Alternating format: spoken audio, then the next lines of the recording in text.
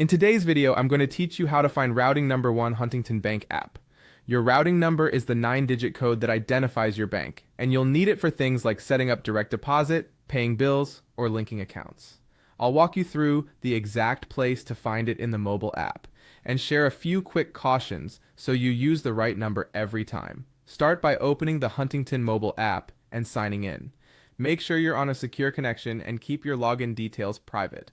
Once you're in, choose the account you're working with, checking, savings, or another eligible account. If you have more than one, pick the specific account that needs the routing number so you see the correct details for that account. After selecting the account, go to the Summary tab for that account. This screen shows the key information and recent activity. From here, look for an option labeled Account Numbers and More, or something very similar such as Account Details or Account Info. App wording can change slightly with updates, but it will be the section that expands or opens to show your official numbers. Inside that section, you should see your routing number displayed. That is the bank identifier you'll share for deposits and payments.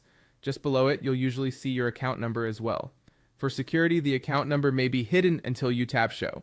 If you need to copy either number, use the in-app copy option if available, and avoid saving these numbers in unsecured notes or screenshots.